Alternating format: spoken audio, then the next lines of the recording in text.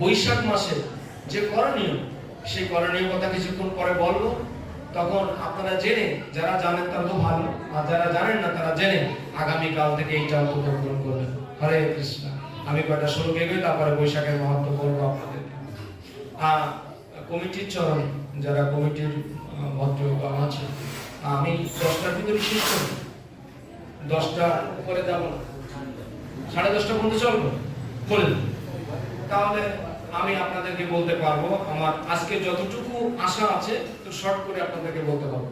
হ্যাঁ, এই মাসে বিশেষ বিশেষ দিন আসবে, সবকটা বিশেষ দিনের বিশেষ মুহূর্ত, বিশেষ মাহাত্ম্য আপনাদের এই 5 দিনে আমি বর্ণনা করব, যাতে আপনারা এই মাসের বাসরী সদৃশ এই সুন্দর বিষয়গুলো আপনারা অবলোকন করতে পারেন, ধরতে পারেন।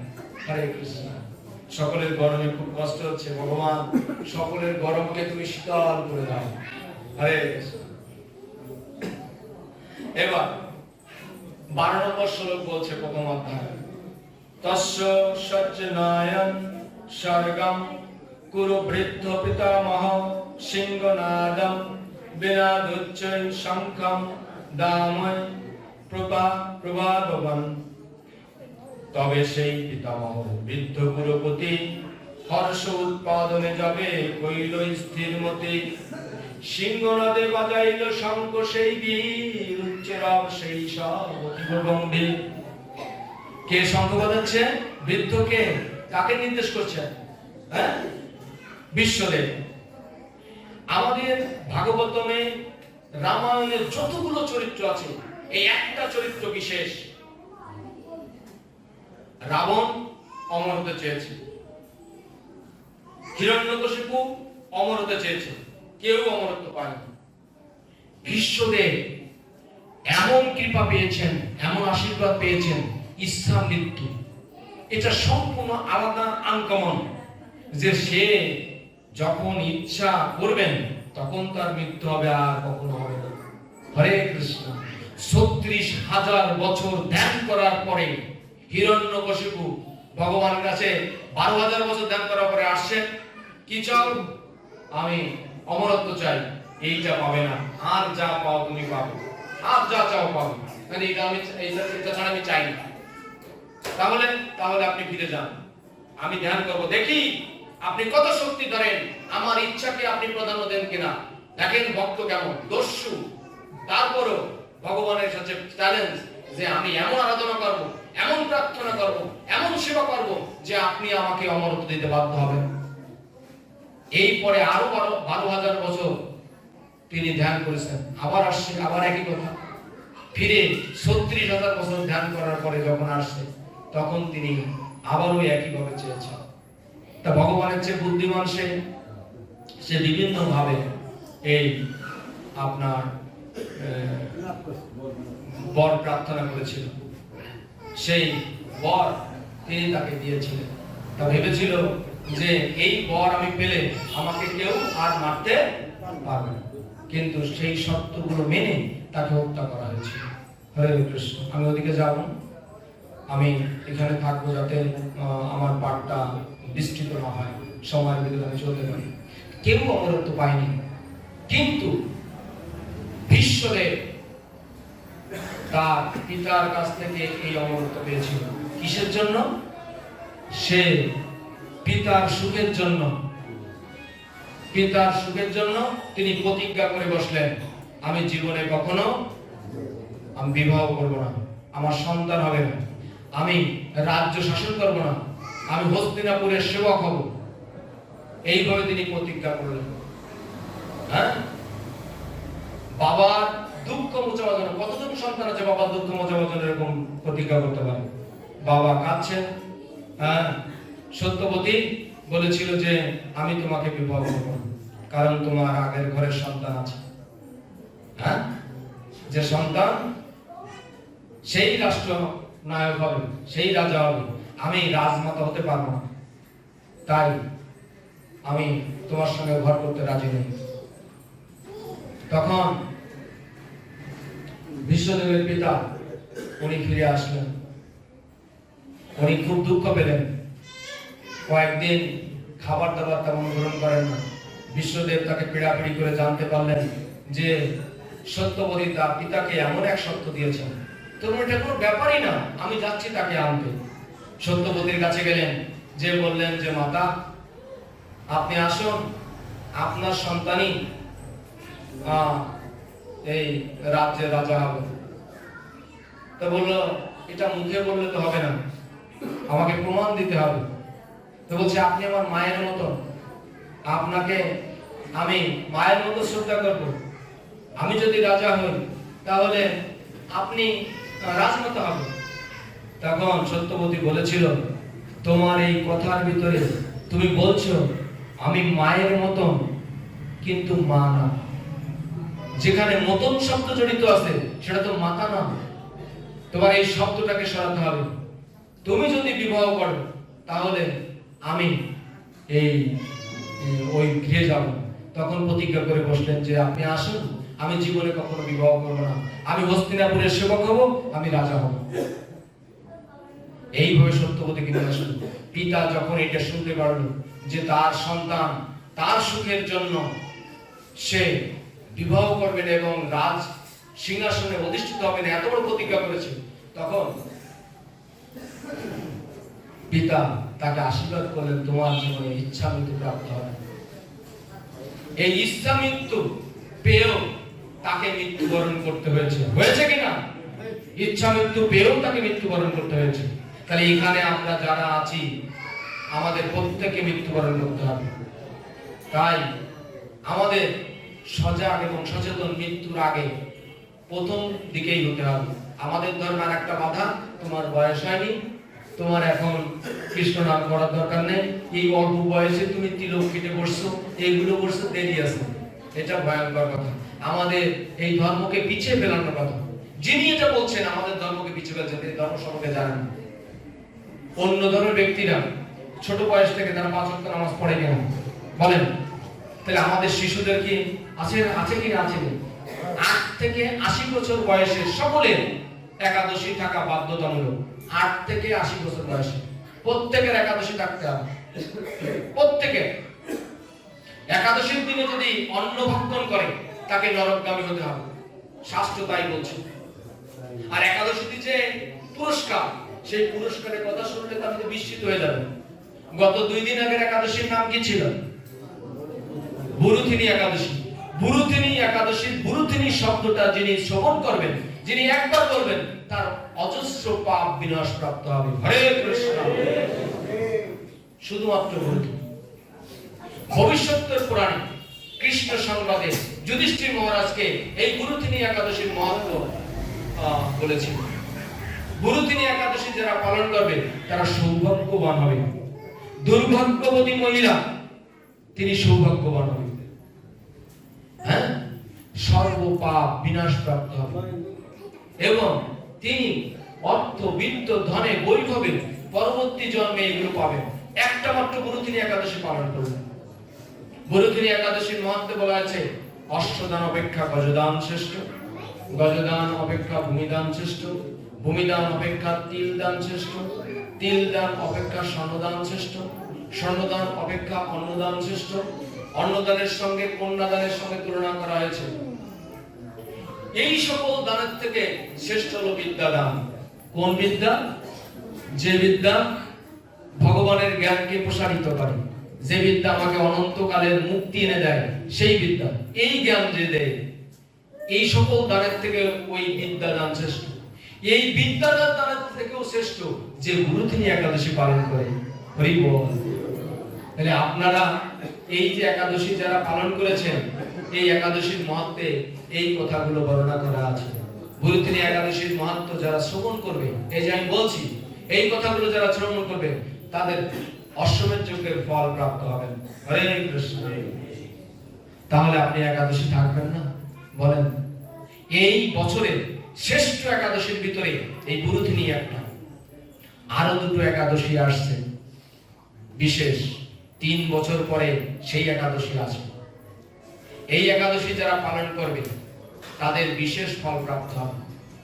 আমরা সামনে কোনো একদিনে এই একাদশীর কথা আমি বর্ণনা করবো, যাতে আপনারা ওই একাদশী গুলো থাকতে পারবেন।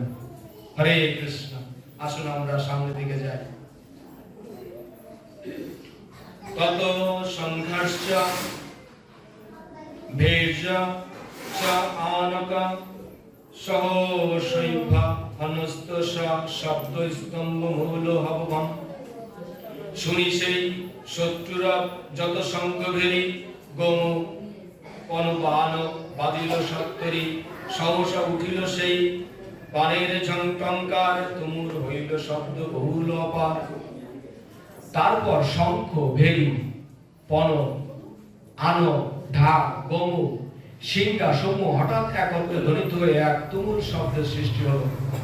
তত শ্বেতৈ অহৈ যুক্তে মহতি সন্দনি স্থিত মাধব পাণ্ডবা চ এব দিব্যৈ শঙ্খ প্রদমত। অন্যদিকে সে অশ্বযুক্ত এক দিব্য রথে স্থিত শ্রীকৃষ্ণ অর্জুন উভয়ে তাদের দিব্য শঙ্খ বাজালেন। এক পাশে কৌরবরা শঙ্খ বাজালেন, টন ভেড়ি আনো এই সকল বাজায় একটা বিশেষ শব্দ হুঙ্কার দিলেন। অপরদিকে পাণ্ডবরা শঙ্খ বাজাচ্ছে। এখানে সেই শঙ্খগুলোর নাম বর্ণনা করা আছে। পাঞ্চজন্যম ঋষিকেশ দেবদত্তম ধনঞ্জয় পুণ্ড্রাম দম্ন মহাশঙ্খম ভীম কর্মা কর্ম ভৃগদ্বার। তখন শ্রীকৃষ্ণ পাঞ্চজন নামক তার শঙ্খ বাজালেন, অর্জুন বাজালেন তার দেবলোক নামক শঙ্খ, বিপুল ভোজনপ্রিয় বিশ্বকর্মা ভীমসেন বাজালেন পুণ্ড নামক তার ভয়ঙ্কর শঙ্খ।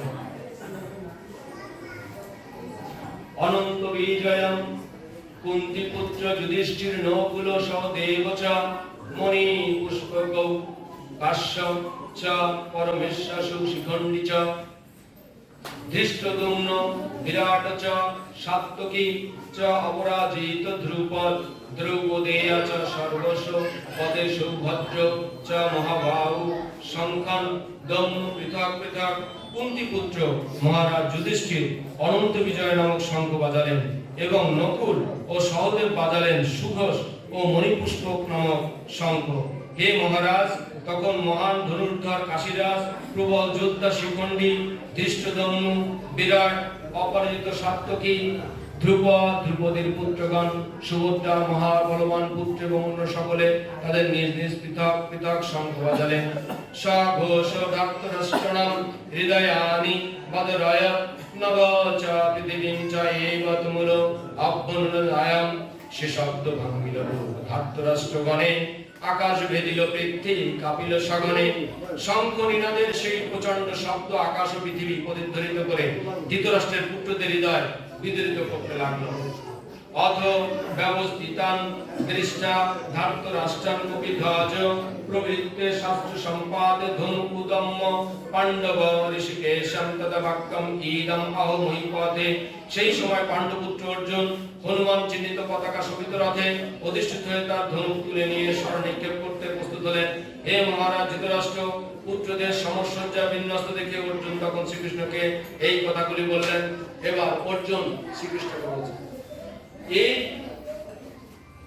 অর্জুন হলো ভগবানের বিশেষ সখা এবং এই গীতা যে বাণী অর্জুনকে এই কুরুক্ষেত্রের যুদ্ধস্থলে দেওয়া হয়েছিল। ভারতের এখনো সেই কুরুক্ষেত্র জায়গাটা পবিত্র। ভগবান বলেছেন, কুরুক্ষেত্রের জায়গায় যদি কেউ মৃত্যুবরণ করে সে আমার বৈকুণ্ঠ পদ প্রাপ্ত হবে। হরে কৃষ্ণ। তাহলে একটা বুদ্ধি, আমরা যতই যা করি না কেন কুরুক্ষেত্রে ধামে যে মৃত্যুবরণ করবো, মৃত্যুর আগে আমাদের সবকিছু নিয়ে টিয়ে কুরুক্ষেত্রে ধামে যে বসে থাকবো, যখন মৃত্যু হবে ব্যাস আর কোনো কাজ নেই, আমরা চলে যাবো। হরি বল। এই কিন্তু বুদ্ধি ভগবান একটা দিয়ে দিছে। কিন্তু কথা হলো, ওই সময় যদি আপনার পায়খানা প্রস্তাব চাপে, তখন ভাববেন কি এত পবিত্র জায়গায় পায়খানা করবো, আপনি বাইরে যান। বাইরে যাবেন, পায়খানা বসে ফটটা আসবে। হরে কৃষ্ণ। তাহলে কি হলো? মৃত্যু, সুন্দর মৃত্যু, পবিত্রতম মৃত্যু, সেটা পেতে হলেও আপনাকে অর্জন করে নিতে হবে। হরি বল। গুরুত্বপূর্ণ কথা, এখানে আমরা যারা মৃত্যুবরণ করব, সেই শুদ্ধতম মৃত্যু, দেবদূতের মৃত্যু, যেখানে বিষ্ণু লোক থেকে বিষ্ণুদূত আমাদেরকে নিয়ে যাবে, সেই মৃত্যু পেতে হলে সেটাও আপনাকে কর্ম করে নিতে হবে, এমনি এমনি আসবে না। তাহলে আমাদের প্রত্যেককে ভগবানের সেবা পুজো করতে হবে, ভগবানের সেবা পুজো শিখতে হবে। গীতা ভাগবত যারা লেখাপড়া করেন, যারা এমএ পাস বিএ পাস, তারা তো অবশ্যই, যারা 5 পর্যন্ত পাস করেছেন তাদের প্রত্যেকদিন গীতা অধ্যয়ন করতে হবে। আর একটা কথা বলে রাখা ভালো, গীতা অধ্যয়ন করলে আপনার পাপ হবে না, ভুল করলেও পাপ হবে না, ভগবান খুশি হবেন। হ্যাঁ, কোনো সন্দেহ নেই যে গীতা যদি আমি অধ্যয়ন করি, আমার উচ্চারণের সমস্যা হচ্ছে, আমার পাপ হবে না, কোনো পাপ হবে না। আপনি অনেক জন্ম জন্মান্তরের পরে এই জন্মে শুধু গীতা পাঠ শুরু করলেন, ভগবান খুশি হবেন।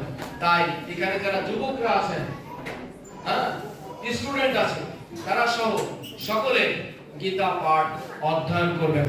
আমি এখানে মাঝবয়সী লোকদের বেশি দেখছি, আমাদের বৃদ্ধ পিতামাতা শুরু করে গিয়ে আছেন, কিন্তু যাদের এই ধর্ম রক্ষার্থে দরকার, সেই আপনাদের ছেলে মেয়েরা তারা কই, তাদেরকে আগামী দিন প্রত্যেকে ধরে নিয়ে আসবেন। আপনি যা বলে পারছেন না, দেখি আমরা বলে তাদেরকে কিছু করতে পারি কিনা, বুঝতে পেরেছেন? তাদের এই ধর্ম রক্ষা করার কারণ আপনার তো অনেক দিন চলে গেছে, অনেকে এমন পাকা পাকিছেন যে আপনারা আমি যা বলি না কেন আপনি বলবেন ধুর, ওগুলো আমার শুনে দরকার নেই, ও বহুত হয়েছে, ওই সমস্ত ওই যে তিলক কাটা হবে, তুলসী গাছে জল দান করতে হবে, এই সমস্ত ভুয়া, ও আমার কোনো, আমি কারো উপকার করি না, কারো ক্ষতি করি না, আমারে ভগবান ভালো জায়গায় নেবে। কিন্তু এটা নয়, এটা মূর্খের কথা। কারণ অনন্তকালের জীবনের হিসাব একমাত্র মনুষ্য জন্মে আপনাকে পরিশোধ করতে হবে, অনন্তকালের মৃত্যুর হিসাব। আপনার কিন্তু এই জন্মের হিসাব শুধু না, গুরুত্বপূর্ণ ব্যাপার। আপনার বিগত জন্মের সকল হিসাব চুকাতে হবে শুধুমাত্র মনুষ্য জন্মে। যখন আপনি বিড়াল ছিলেন, যখন আপনি এই পশু পাখি প্রাণী ছিলেন, বৃক্ষ ছিলেন, তখন আপনার এই বুদ্ধি ছিল না, এই চেতনা ছিল না। এখন আপনার সেই চেতনা আসছে যে আমি কে, আমার ভগবান কে, আমার মৃত্যু কি, আমি কোথায় যাব, আমার কি গতি হবে। তাই আমাদের প্রত্যেককে নিজের গতি প্রকৃতি সম্পর্কে জানতে হবে। সেই কথাগুলো গীতার 14 অধ্যায় 14, 15, 16 নম্বর শ্লোকে আছে। কি, যারা সাত্বিক গুণে মৃত্যুবরণ করবে তারা উচ্চ লোকে, আর যদি সাকসেস হয় তারা বৈকুণ্ঠ লোক প্রাপ্ত হবে। যারা রজগুণে মৃত্যুবরণ করবে 14 অধ্যায় 14, 15, 16 নম্বর শ্লোক, আপনি বাড়িতে যে গীতা পড়ে দেখবেন। যারা রজগুণে মৃত্যুবরণ করবে তারা পুনরায় মনুষ্য জন্ম পেতে পারে, পাবে কিনা নিশ্চিত নয়, বুঝলেন? রজগুণে যারা মৃত্যুবরণ করবে, আবার যারা তমগুণে মৃত্যুবরণ করবে তারা পশুজনি প্রাপ্ত হবে। ভেবে দেখবেন, এখন আমাদের এই সাত্বিক, রাজসিক এবং তামসিক গুণ, এই 3টে গুণ সম্পর্কে গীতা থেকে জ্ঞান আমাদের অবশ্যই দিতে হবে। তাহলে আমরা বুঝতে পারবো আমাদের জীবন কোথায় যাচ্ছে। সাত্বিক গুণ কি? শাস্ত্র অনুযায়ী ভগবানকে সেবা করা, এই একাদশী পালন করা, এই মহান বৈশাখ মাস পালন করা, দামোদর মাস পালন করা, হ্যাঁ, আর গীতা ভাগবতমে যেভাবে আমাদের জীবন বিধান করেছে সেইভাবে আমাদের